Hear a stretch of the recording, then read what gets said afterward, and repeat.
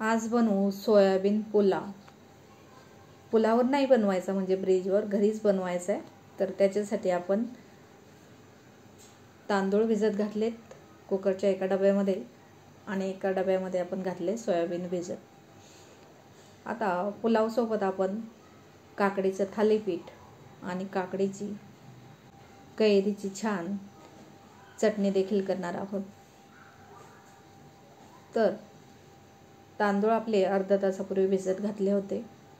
तर कुकरमध्ये आपण सोयाबीन पुलाव करणार आहोत. तर त्याच्यामध्ये कुकरमध्ये तेल घातले 3 पळी, तेजपत्ता आणि होते नव्हते तेवढे खडे मसाले घातले. त्याच्यामध्ये स्टार फूल आहे, मिरी आहे, लवंग आहे, शहाजिरं घातले, हिरव्या वेलच्या 2-3 घातल्यात आणि एक मोठी वेलची घातली, दालचिनीचे तुकडे घातलेले आहेत. आता पुलाव म्हटलं की कांदा तर भरपूर हवा आहे.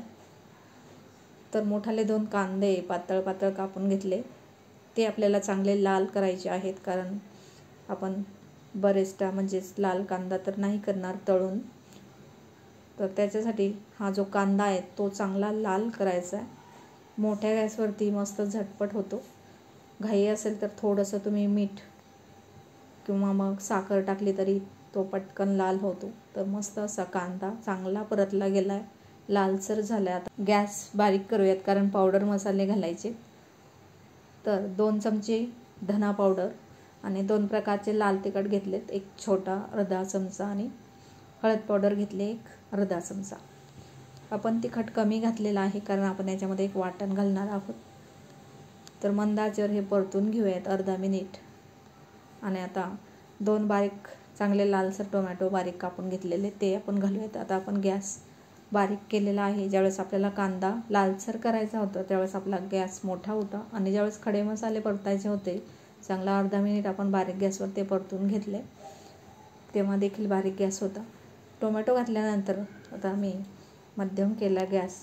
आता आलं लसूण पेस्ट आपण आज या राईससाठी रेडीमेडच घातलेली आहे. जर कुणाला जास्त तिखट खायचं असेल तर त्याच्यासाठी आपण येथे 2 हिरव्या मिरच्या घातलेल्या आहेत, या की काढून टाकता येऊ शकतात, किंवा कुणाला तिखट राईस खायचं असेल तर ते या मिरच्या खाऊ देखील शकतात. कमी तिखट आहेत म्हणून तशाच घातलेल्या आहेत न कापता. आता छान टेस्ट येण्यासाठी कुठलाही राईस असेल तर पुदिना हवाच. पुदिन्याची पाने भरपूर, कोथिंबीर बारीक कापून घातली. चांगलं मिक्स करून घेऊयात आता आपण याला. आता येथे आपण जे सोयाबीन भिजत घातलं होतं, तांदूळासोबत बिर्याणी तांदूळ आपण भिजत घातला होता, त्याच्यासोबत सोयाबीन देखील भिजत घातलेलं. आता सोयाबीनवरती मी लाल तिखट घातले आणि थोडासा गरम मसाला. आता कुकरमध्ये जेवढं मटेरियल आहे, जेवढं काही साहित्य, त्याचा विचार करून आपण मीठ घातलं.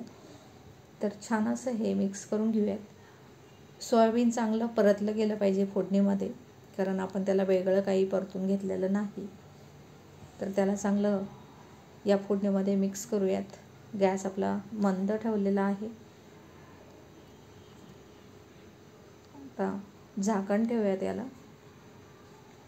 त्याला चांगलं परतून घेतलं. दही घालायचं. दही थोडंसंच होतं, थोडं जास्त असेल तरी चालेल. तर दही थोडंसं फेटून घेतलं, 1 छोटी वाटीच दही होतं तेवढं मी फेटून घेतलं चांगलं, आणि ते चांगलं या भाजीमध्ये घालून घेऊयात. पहिल्यांदा आपली ही सोयाबीनची भाजी चांगली मस्त मुरली गेली मसाल्यामध्ये सोयाबीन हे, किंवा आपल्याला तांदूळ घालायचे आहेत. तर झाकण ठेवून चांगलं 2 मिनिट परतून घेतलं आहे.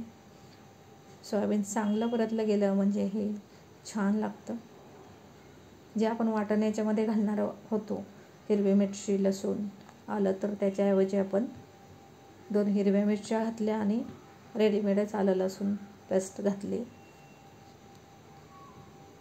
तर आता सोयाबीन चांगलं परतलेलं आहे. आता जो तांदूळ आपण भिजत घातला होता, अर्धा तास तांदूळ चांगला भिजल्यामुळे कमी शिट्ट्या घ्यायला लागतील. तांदूळ घालून घेतला. आता पूर्ण पुलावचा विचार करून आपण मीठ घालूयात. मीठ घालून चांगलं मिक्स करून घेऊयात आपण.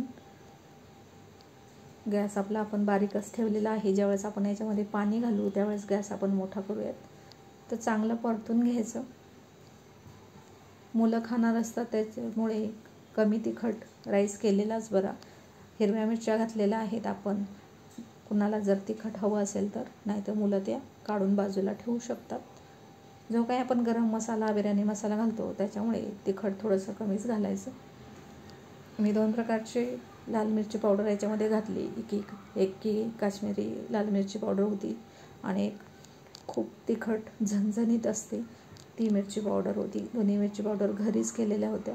तर चांगलं मिक्स करून घेतल्यानंतर मी येथे पाणी घातलेलं आहे. तर जेवढा तांदूळ आहे त्याच्यावरती थोडंसं पाणी येईल एवढं मी पाणी घातलं आहे. पाणी थंडच घातल्यामुळे ते थोडंसं जास्त घातलं आहे.